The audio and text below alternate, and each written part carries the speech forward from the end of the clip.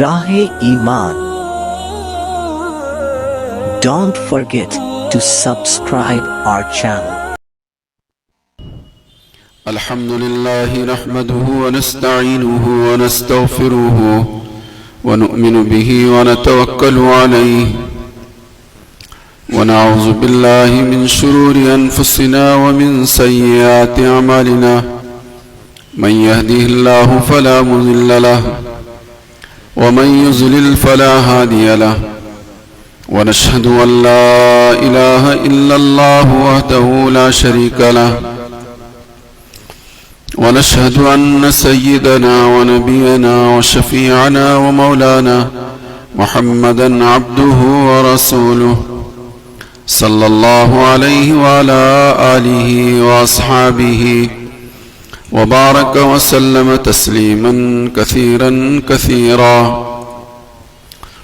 أما بعد فأعوذ بالله من الشيطان الرجيم بسم الله الرحمن الرحيم من عمل صالحا من ذكر أو أنثى وهو مؤمن فلنحيينه حياة طيبة ولنجزينهم أجرهم بأحسن ما كانوا يعملون صدق اللہ العظیم.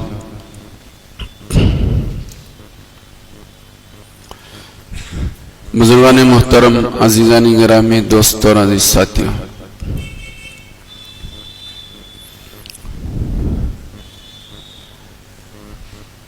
قرآن کریم کی جو آیت کریمہ آپ حضرات کی خدمت میں رکھی گئی ہے، اس میں اللہ نے اس بات کا اعلان فرمایا ہے کہ جو آدمی نیک اعمال کرے، مرد ہو یا عورت ہو، من عمل صالحا من ذکر او انثی،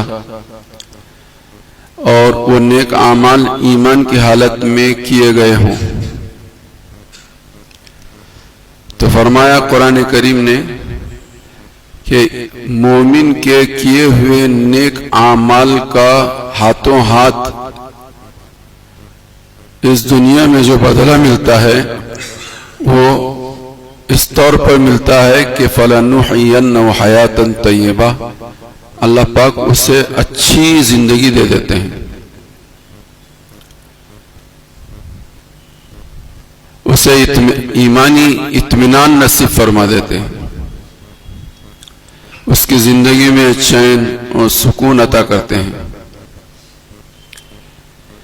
اور یہ صرف اور صرف ایمان اور اعمال صالحہ کے نتیجے میں ایک بندہ مومن کو ملتا ہے یہ بدلہ۔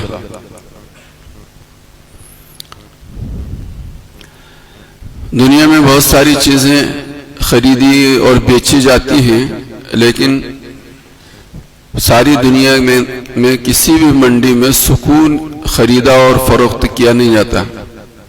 یہ خالص اور خالص اللہ کی عطا ہے، اللہ کی طرف سے دی جانے والی ایک نعمت ہے جو بہت ہی قیمتی نعمت ہے۔ آدمی کے پاس سب کچھ ہو، اطمینان نہ ہو تو اس کے پاس کچھ نہیں ہے۔ دل میں بے چینی، ذہن پریشان، تو سب کچھ کے ہوتے ہوئے بھی اس کے پاس کچھ نہیں ہے اگر دل میں اطمینان نہ ہو تو۔ یہ اطمینان ایمان اور اعمال کے نتیجے میں ایمان والے کو ملا کرتا ہے۔ قرآن کریم میں دوسری جگہ فرمایا وَمَنْ أَعْرَضَ عَنْ ذِكْرِي فَإِنَّ لَهُ مَعِيشَةً ضَنْكًا، کہ جو لوگ اللہ سے غافل ہو کر دنیا میں جیتے ہیں، اللہ ہی کہتے ہیں کہ ہم ان کی زندگی کو تنگ کر کے رکھ دیتے ہیں، ان کی زندگی میں سکون نہیں ہوتا، ان کی زندگی میں ہموم اور غموم ہوتے ہیں، ان کی زندگی میں پریشانیاں ہوتی ہیں، ان کی زندگی میں آفتیں اور بلائیں اور مصیبتیں ہوتی ہیں، اور یہ اس وجہ سے ہوتی ہیں کہ ان کی زندگی بے راہ روی اور کج روی پر پڑی ہوئی ہے۔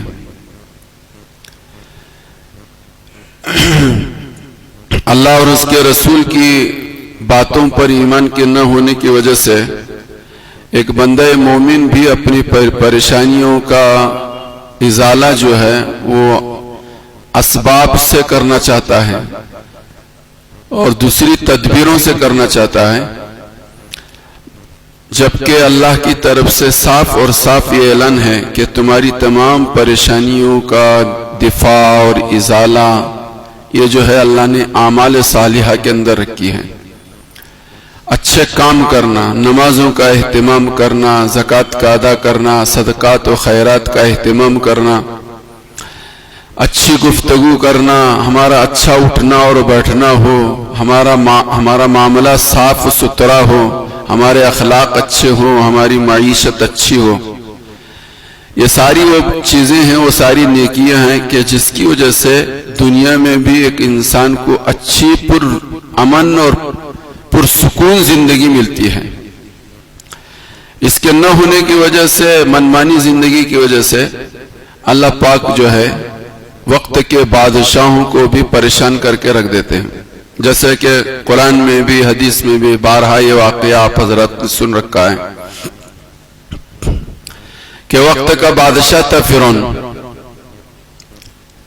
اور جس نے اس بات کا اعلان کیا تھا حکومت اور سلطنت اور مال و دولت اور عیش و آرام کے گھمنڈ میں، وَأَنَا رَبُّكُمُ الْأَعْلَىٰ کہ سب سے بڑا رب تو میں ہی ہوں، سب سے بڑا رب تو میں ہی ہوں۔ لیکن کتابوں کا علم رکھنے والوں نے اس کے کان میں یہ بات ڈال دی کہ تیری حکومت کا تختہ پلٹنے والا بنی اسرائیل کا ایک بچہ ہوگا۔ جیسے ہی اس کے کان میں بات پڑی تو وہ پریشان ہو گیا، اس کی نیند حرام ہو گئی، اس کی نیند حرام ہو گئی۔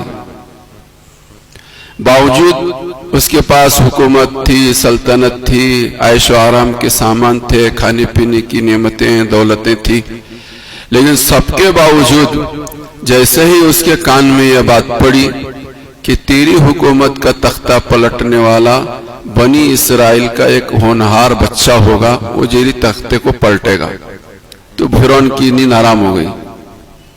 اب اس کو کہیں بھی سکون نہیں، کہیں بھی بے فکری نہیں، کہیں بھی اطمینان نہیں، بے چینی، گھبراہٹ، اور اس کے ساتھ ساتھ پھر دو اعلان بھی ہے وَأَنَا رَبُّكُمُ الْأَعْلَىٰ۔ تو میرے کہنے کا مقصد یہ ہے کہ اللہ کی طرف سے ایک عطا ہے، یہ خصوصی عطا ہے، اور یہ صرف اور صرف مومن کو ملتی ہے اور ایمان اور اعمال صالحہ کے نتیجے میں ملتی ہے۔ بے رخی اور بے راہ روی اور کجروی اور ضلالت اور گمراہی اور بے ایمانی زندگی ایک ایسی زندگی ہے کہ انسان کا دل پریشان ہو جایا کرتا ہے، سارے اسباب کے ہوتے ہوئے بھی اسے سکون نہیں ملتا۔ بسا اوقات ایمان والے پر بھی حالات آتے ہیں، ان حالات میں اگر آدمی ان حالات کے ازالے کے لیے صحیح رخ اختیار کر لیتا ہے تو ان حالات کا آنا ہی اس کے لیے باعث رحمت ہے، اور ان حالات کے آنے پر وہ پریشانیوں میں اس کے حل کے لیے اگر وہ صحیح رخ اختیار نہیں کرتا تو جو بھی قدم ہوتا ہے اس کا آنے والا اگلا قدم، وہ قدم اس کو ہلاکت کی طرف لے جانے والا ہوتا ہے، تباہی اور بربادی کی طرف لے جانے والا ہوتا ہے۔ جیسے فرعون کے دل میں یہ بات ڈالی گئی، دماغ میں وہ بات ڈالی گئی کہ تیری حکومت کا تختہ بچہ پلٹے گا، پریشانی ہونی شروع ہوئی۔ اس کے بعد یہ سنبھلنا چاہیے تھا، اپنی زندگی کے رخ کو صحیح کرتا تو ہو سکتا ہے وہ بھی ایک دنیا میں ایمان اور اعمال اور اطمینان کی زندگی گزارتا، لیکن جیسے اسے یہ پریشانی شروع ہوئی تو اس نے بجائے کہ اپنی زندگی کے رخ کو صحیح کرنے کے، اس نے ظلم و زیادتی کا دروازہ کھول دیا۔ بنی اسرائیل میں جو بھی بچہ پیدا ہوگا بے گناہ معصوم ہوگا، وہ سب بچے جو ہے ذبح ہونے لگے۔ یہ ظلم تھا، یہ ظلم تھا اس کا، ایک پریشانی تھی، پریشانی کے حل کا ایک دوسرا راستہ تھا، اس راستے کو اختیار کیے بغیر اس نے تیسرا راستہ اختیار کیا تو ظلم کا دروازہ اس نے کھول دیا۔ اس پر بھی حالات آئے، اس پر کبھی بینڈکوں کی بارش ہونے لگی، کبھی جوؤں کا پڑنا ہونے لگ گیا، کبھی کھانے پینے کی چیزوں کو خون بنایا جانے لگ گیا، کبھی قحط پڑ گیا، اور کبھی یہ ہوگا۔ قرآن میں تقریباً 8-9 ایسے عذابات ہیں جس کا تو قرآن و حدیث میں تذکرہ کیا گیا کہ دیکھ تیرے اوپر جو پریشانی آئی ہے اس کے رخ کو صحیح کرنے کا راستہ دوسرا ہے، لیکن پھر بھی وہ نہ سمجھا، تو جس راستے کو اس نے اختیار کیا اسی راستے کو اللہ نے اس کی تباہی کا دریا بنا دیا اور بنی اسرائیل کا پیچھا کیا، ایسا پیچھا کیا کہ دریا میں پہنچا اور دریا ہی میں وہ غرق ہو کر ہمیشہ کے لیے جہنم میں پہنچ گیا۔ تو اس کا یہ قدم جو تھا اس کو تباہی و بربادی کی طرف لے جانے کا ذریعہ بنا۔ تو مجھے یہ کہنا ہے کہ ایمان اور اعمال صالحہ پر ہی اللہ نے وعدہ کیا ہے فَلَنُحْيِيَنَّهُ حَيَاتًا طَيِّبَةً۔ لام تاکید، بانون تاکید ثقیلہ ہے، لام بھی تاکید کا ہے اور نون مشدد جو ہے وہ بھی تاکید کا ہے، ضرور ہم ان کو حیات طیبہ دیں گے جو ایمان اور اعمال کے ساتھ دنیا میں جئیں گے۔ اس سلسلے میں پچھلے جمعہ 2-3 جمعہ سے آپ حضرات کی خدمت میں پاکی اور نماز کے تعلق سے بڑی اہم باتیں، ضروری باتیں گوش گزار کی گئی ہیں۔ آج کی اس مجلس کے اندر آپ حضرات کی خدمت میں ان چیزوں کو بیان کرنے کا ارادہ ہے کہ جن اعمال کے کرنے پر قرآن میں، حدیث میں صراحتاً اللہ کی رحمت کو بندوں کی طرف متوجہ ہونے کا اعلان کیا گیا ہے۔ ایسے کچھ اعمال ہیں، ہر نیک عمل تو اللہ کی رحمت کو بندے کی طرف متوجہ کرنے کا ایک ذریعہ اور سبب ہے، لیکن ان اعمال میں بھی خصوصیت کے ساتھ کچھ اعمال ایسے ہیں کہ جن کے اہتمام پر اللہ کی خصوصی رحمت بندے کی طرف متوجہ ہوتی ہے اور اسے خوشگوار اور اچھی زندگی ملتی ہے۔ ان اعمال میں ہمارے بزرگوں نے سب سے پہلا عمل یہ لکھا ہے کہ ہر ایمان والے کو اہتمام کے ساتھ روزانہ اللہ کا کلام پڑھنا چاہیے اور صرف ثواب کی نیت سے نہیں پڑھنا چاہیے۔ قرآن پڑھیں گے تو ثواب تو ملے گا ہی ملے گا، ثواب تو کہیں نہیں گیا، ثواب تو ملے گا ہی ملے گا، لیکن ہر بندہ مومن کو بڑے اہتمام کے ساتھ کچھ نہ کچھ قرآن کا حصہ روزانہ پڑھنا چاہیے اور روزانہ اہتمام کے ساتھ پڑھنا چاہیے، اور یہ سوچ کر پڑھنا چاہیے کہ قرآن کریم کی برکت سے میرے دل کے اندھیرے چھٹیں گے اور اللہ کی رحمت کی بارش میرے دل پر برسے گی اور میرے گناہوں کا اس سے ازالہ ہوگا اور میرا دل صاف مصفا ہو جائے گا۔ اس نیت سے آدمی کو قرآن کریم کی روزانہ تلاوت کرنی چاہیے۔ قرآن کریم نے جب فرمایا وَإِذَا قُرِئَ الْقُرْآنُ فَاسْتَمِعُوا لَهُ وَأَنصِتُوا لَعَلَّكُمْ تُرْحَمُونَ۔ جب قرآن پڑھا جائے تو اسے غور سے سنو۔ قرآن کا پڑھنا اور قرآن کا سننا دونوں بھی ایسی چیز دولت ہے کہ جس کی وجہ سے قرآن کہتا ہے لَعَلَّكُمْ تُرْحَمُونَ، تمہارے اوپر اللہ کی رحمتوں کی بارش برسے گی۔ قرآن کے اندر اس کا اعلان ہے۔ قرآن کے پڑھنے پر بھی اور قرآن کے سننے پر بھی اللہ کی خصوصی رحمت بندوں کی طرف متوجہ ہوتی ہے۔ تو اس لیے ہمارے بزرگوں نے یہ بات لکھی ہے کہ ہر بندہ مومن کو 2 رکوع 4 رکوع روزانہ قرآن پڑھنا چاہیے۔ قرآن کریم میں دوسری جگہ دوسرے پارے میں فرمایا وَإِذَا تُلِيَتْ عَلَيْهِمْ آيَاتُ زَادَتْ ایمانا۔ جب قرآن کریم کو کوئی پڑھنے والا پڑھتا ہے یا سننے والا سنتا ہے تو اس پڑھنے اور اس سننے سے ایمان میں اضافہ ہوتا ہے۔ وَإِذَا تُلِيَتْ عَلَيْهِمُ الْقُرْآنُ، قرآن کریم نے کہا زادت ہوئی ایمانا، ان کا ایمان بڑھتا ہے، ایمان میں ترقی ہوتی ہے قرآن کے پڑھنے سے اور قرآن کی تلاوت سے اور قرآن کے سننے سے۔ تو اعمال رحمت کہ جن اعمال کے کرنے پر عمل کے کرنے والے پر خدا کی رحمتیں مسلح دھار بارش کی طرح سے جو برستی ہیں، ان میں نمبر 1 پر جو عمل ہے وہ تلاوت قرآن ہے۔ تلاوت قرآن ہے۔ ہمارے گھر آج قرآن کریم کی تلاوتوں سے عاری اور خالی ہیں۔ جب گھر ہی خالی ہیں تو افراد کی بات ہی کیا ہے؟ پورے کے پورے گھر میں کوئی ایک بھی ایسا نہیں ہے کہ جو گھر کے اندر روزانہ کچھ نہ کچھ دیر قرآن کریم کی تلاوت کرتا ہو۔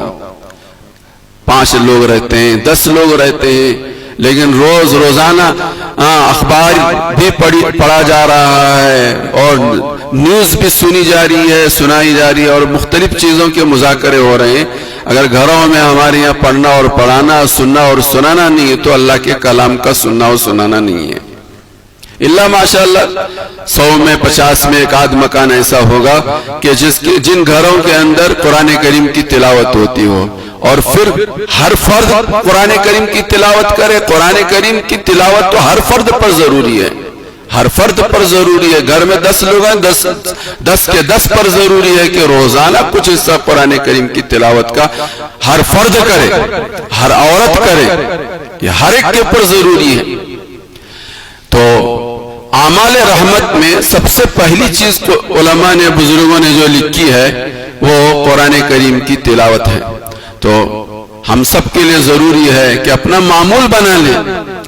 ایک رکوع کے پڑھنے میں 5 منٹ 10 منٹ لگتے ہیں، 5 منٹ 10 منٹ لگتے ہیں۔ ہمارے بزرگوں کا معمول یہ رہا ہے کہ روزانہ 10 پارے وہ قرآن کریم کی تلاوت کیا کرتے تھے، 10 پارے، 7 پارے، 3 پارے روزانہ قرآن کریم کی تلاوت ان کے گھروں میں، ان کے ہر گھر کا ہر فرد کیا کرتا تھا۔ اور کیسی نحوست ہمارے اوپر آ گئی کہ ہمارے گھر پورے کے پورے، چھوٹے سے لے کر بڑے تک، عورتوں سے لے کر مردوں تک، سارے کے سارے ہی قرآن کریم کی تلاوت سے آج محروم ہیں۔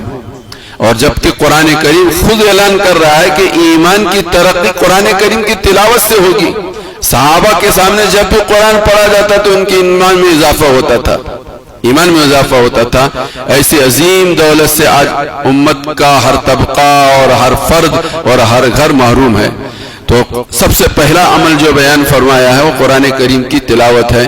اللہ کرے کہ میں بھی، آپ بھی اور ہمارے گھر کا ہر فرد قرآن کریم کا روزانہ اہتمام کے ساتھ تلاوت کرنے والا بنے، مرد ہو کیا عورت ہو، چھوٹے ہو کیا بڑے ہو۔ دوسری چیز علماء نے یہ لکھی ہے کہ استغفار، آدمی اپنے گناہوں کو یاد کرے اور پھر استغفر اللہ پڑھے، یا استغفر اللہ ربی من کل ذنب واتوب الیہ پڑھے۔ فرمایا کہ یہ عمل بھی استغفار بھی اللہ کے نزدیک اتنا خصوصی عمل ہے اور اتنا اونچا عمل ہے کہ اس استغفار کے اہتمام کرنے والے پر اللہ کی رحمتیں خصوصی برستی ہیں۔ وَيُمْدِدْكُمْ بِأَمْوَالٍ وَبَنِينَ وَيَجْعَلْ لَكُمْ جَنَّاتٍ وَيَجْعَلْ لَكُمْ أَنْهَارًا مَا لَكُمْ لَا تَرْجُونَ لِلَّهِ وَقَارًا۔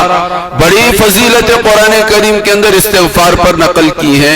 دنیا کی نعمتیں بھی ملیں گی اور آخرت کی نعمتیں بھی ملیں گی اور موسلادھار بارش کی طرح سے برسیں گی، بشرطے کہ آدمی استغفار کا اہتمام کرے۔ ہمارے اسلاف، ہمارے بزرگ ہماری کمزوریوں کو سامنے رکھتے ہوئے تو حضور علیہ السلام معصوم بے گناہ، اِنَّا فَتَحْنَا لَكَ فَتْحًا مُبِينًا لِيَغْفِرَ لَكَ اللَّهُ مَا تَقَدَّمَ مِن ذَنبِكَ وَمَا تَأَخَّرَ۔ اگلے پچھلے سارے ہی گناہوں کے معافی کا بالفرض اگر آپ سے گناہ بھی ہوتا تو اللہ نے معافی کا اعلان کیا تھا، لیکن حضرت محمد رسول اللہ خود اپنے بارے میں بیان فرماتے روزانہ میں 70 مرتبہ استغفار کرتا ہوں۔ یہ صرف اور صرف امت کو تعلیم کے لیے اور ہدایت اور ترغیب کے لیے ہے کہ میں تمہارا نبی ہوں اور خاتم النبی ہوں، نبیوں کا نبی ہوں، میرے تعلق سے بشارتیں، یہ اتنی ساری بشارتیں ہیں، لیکن اس کے باوجود میں روزانہ استغفار کا اہتمام کرتا ہوں۔ تو دنیا میں بسنے والے مسلمان وہ سراپا گناہوں کے مجسمہ ہیں، اٹھتے بڑھتے چلتے پھرتے ان سے گناہ سرزد ہوتے رہتے ہیں، شعوری حالت میں بھی بے شعوری حالت میں بھی گناہ ہوتے ہیں، جان کر بھی ہوتے ہیں، انجان کر بھی ہوتے ہیں۔ تو انسانوں کو اور ایمان والوں کو تو بہت کثرت کے ساتھ اور بڑے اہتمام کے ساتھ استغفار کا اہتمام کرنا چاہیے، لیکن ہمارے پاس وقت نہیں ہے۔ تو علماء نے بہت ساری شکلیں، صورتیں آسانی کے لیے بیان فرمائی۔ ہمارے بزرگ، موجودہ زمانے کے بزرگ کہتے ہیں کہ کم از کم مستقل طور پر آپ کو وقت نکال کر استغفار کرنے کا موقع نہیں ملتا ہے تو نماز کے بعد ہی 10 سیکنڈ اور فرض نماز کے بعد 10 سیکنڈ کا اضافہ کر لو اور اس میں 10 مرتبہ استغفار پڑھ لو، اس میں کیا حرج ہے؟ ہر نماز کے بعد 10 مرتبہ پڑھیں گے تو 5 نمازوں میں 50 مرتبہ ایسے ہو جائے گا۔ تو ہر نماز کے بعد بھی استغفار کیا جا سکتا ہے. تو استغفار جو ہے فَقُلْتُ اسْتَغْفِرُوا رَبَّكُمْ إِنَّهُ كَانَ غَفَّارًا، قرآن کریم نے بھی اس کی ترغیب دی ہے. فرمایا کہ اعمال میں ایک اہم عمل استغفار کا اہتمام ہے، جس سے خدا کی رحمت جو ہے بندے کی طرف متوجہ ہوتی ہے، خصوصی رحمت متوجہ ہوتی ہے. تیسرا عمل قرآن علماء نے نقل کیا ہے درود شریف کا اہتمام. حدیث پاک کے اندر آتا ہے آدمی ایک مرتبہ درود شریف پڑھتا ہے تو اس کے اوپر 10 رحمتیں برستی ہیں. اور علماء نے یہ بات لکھی خدا کی ایک رحمت انسان کے دنیا کے سارے کاموں اور مسائل کے حل کرنے کے لیے کافی ہے. لیکن چونکہ ہم لوگ درود شریف کی ہمارے نزدیک کوئی اہمیت نہیں ہے، یہ وہ عمل ہے کہ صرف امت مسلمہ سے اور مسلمانوں سے اس کام کے اس عمل کی ترغیب نہیں دی گئی، بلکہ فرشتے بھی اس عمل کو کرتے ہیں. اور خود اللہ پاک ان اللہ و ملائکتہ یصلون علی النبی، اللہ بھی اور اللہ کے فرشتے بھی حضرت محمد رسول اللہ صلی اللہ علیہ وسلم پر درود و سلام بھیجتے ہیں. اس عمل میں اللہ بھی شریک ہے اور فرشتے بھی شریک ہیں. تو اس عمل کی اہمیت کے لیے اتنی بات کافی تھی کہ ہم سمجھتے کہ درود شریف کتنا اہم عمل ہے. تو حضور علیہ السلام نے فرمایا کہ درود شریف کے اہتمام پر اور ایک مرتبہ کے پڑھنے پر اس پر 10 رحمتیں برستی ہیں. تو خصوصی رحمت کے متوجہ کرنے والا تیسرا عمل علماء نے نقل کیا ہے درود شریف کا اہتمام. چوتھا عمل یہ نقل کیا ہے کہ ذکر کا اٹھتے بیٹھتے چلتے پھرتے جا رہے ہیں کہیں جا رہے ہیں تسبیح تلا لا الہ الا اللہ وحدہ لا شریک لہ احدا صمدا لم یلد ولم یولد ولم یکن لہ کفوا احد. ایک حدیث میں ترمذی میں ایک کلمات بیان کیے گئے کہ جس کے ایک مرتبہ کے پڑھنے پر 20 کروڑ نیکیاں ملتی ہیں. 20 کروڑ نیکیاں ملتی ہیں. لیکن چونکہ اس کی طرف ہماری معلومات نہیں ہے اور ایک اتنا آسان عمل ہے کہ ہمارا جانا آنا بھی ہوتا رہتا ہے، کام بھی ہوتا رہتا ہے اور زبان سے اس کا ورد بھی ہو سکتا ہے. لیکن معلومات کے نہ ہونے کی وجہ سے اور اس کی طرف توجہ کے نہ ہونے کی وجہ سے اتنے بڑے اجر سے اتنے بڑے خیر سے آج جو ہے ہم سب محروم ہیں. تو یہ چھوٹی چھوٹی چیزیں اور لیکن اس کی فضیلتیں بہت بڑی بڑی ہیں. پانچویں چیز علماء نے یہ لکھی ہے کہ آدمی کو ہر نوجوان کو خصوصیت کے ساتھ نیک لوگوں کے پاس اپنا تھوڑا سا وقت فارغ کر کے بیٹھنا، یہ بیٹھنا بھی خدا کی رحمت کو اپنی طرف متوجہ کرنے کا ذریعہ ہے. فرمایا علماء نے یہ بات لکھی ہے رؤیتہ شفاء وموعظتہ دواء، کہ کسی نیک آدمی کے پاس جا کر تھوڑی دیر بیٹھنا اور اس کو دیکھنا تمہاری بیماریوں کے لیے یہ شفا کا کام کرے گا. اس کا دیکھنا اس کے لیے شفا کا کام کرے گا. اس کی نصیحت کا سننا فرمایا کہ یہ تمہارے لیے دوا کا کام کرے گی چیز. لیکن آج ہمارے نوجوانوں کے پاس بہت سارا وقت ہے، لیکن کسی کی خدمت میں تھوڑی دیر کسی نیک آدمی کے پاس جا کر بیٹھنا یا نیک حلقے لگتے ہوں جہاں نیک مجلسیں لگتی ہوں یا تھوڑی دیر وقت فارغ کر کے جا کر بیٹھنا، ماشاءاللہ شہر کے اندر روزانہ کہیں نہ کہیں جو ہے نیک مجلسیں لگتی ہیں اور روزانہ ہر مسجد کے اندر کتابی تعلیم ہوتی ہے جو 5 منٹ 10 منٹ، لیکن ہمارے بیٹھنے والے گنے چنے اللہ ماشاءاللہ ہیں.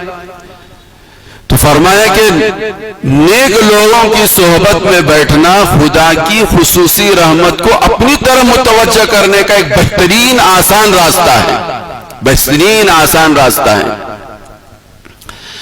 اور ایک عمل بیان فرمایا کہ دعاؤں کا اہتمام ہو، دعاؤں کا اہتمام ہو کہ جس سے بھی خدا کی رحمت خصوصی انسانوں کی طرف متوجہ ہوتی ہے.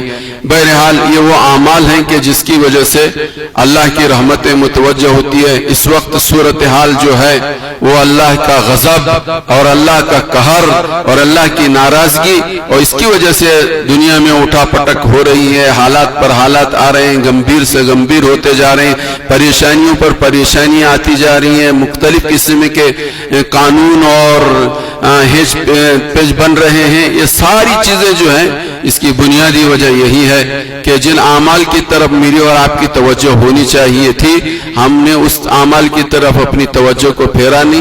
اس کے لیے بار بار اس کی دعوت دی جا رہی ہے کہ ہماری طہارت کا مسئلہ ہو، نماز کا مسئلہ ہو یا اعمال خیر کی اندر خصوصیت کے ساتھ قرآن کریم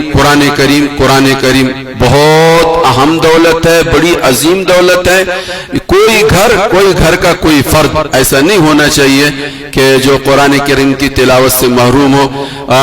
جو لوگ پڑھنا نہیں جانتے وہ پڑھنے سیکھے قرآن کریم کو.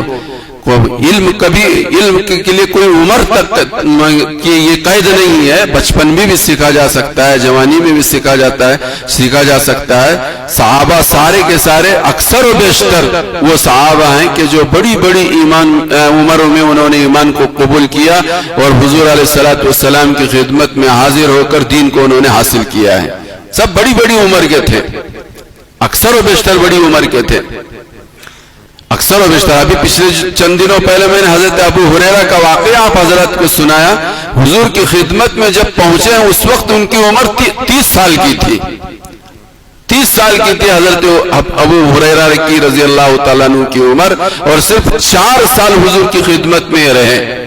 سن 7 ہجری میں حضور کی خدمت میں حضرت ابو ہریرہ آئے تھے اور 11 ہجری میں حضور صلی اللہ علیہ وسلم اس دنیا سے رخصت ہوئے. حضرت ابو ہریرہ کو 4 سال صرف حضور کی صحبت میں رہنے کا موقع ملا. سارے 1,24,000 سارے صحابہ پر علم کے اعتبار سے سب سے اونچا درجہ حضرت ابو ہریرہ رضی اللہ تعالیٰ عنہ کا ہے، سب سے اونچا درجہ ہے. بہرحال میں یہ کہہ رہا تھا کہ اچھی مجلسیں نیک لوگوں کی خدمت میں بالخصوص ہمارے نوجوانوں کو اپنا وقت فارغ کر کے 5 منٹ 10 منٹ ضرور روزانہ حاضری دینا چاہیے. ان کا دیکھنا ہماری اور آپ کی روحانی بیماریوں کے لیے شفا کا کام دے گا. 1 منٹ کی بات ان کی سنیں گے تو وہ بات کا سننا ہماری بیماریوں کے لیے دوا کا کام بنے گی. اللہ مجھے بھی اور آپ کو بھی سب کو عمل کی توفیق عطا فرمائے. وآخر دعوانا الحمدللہ رب العالمین.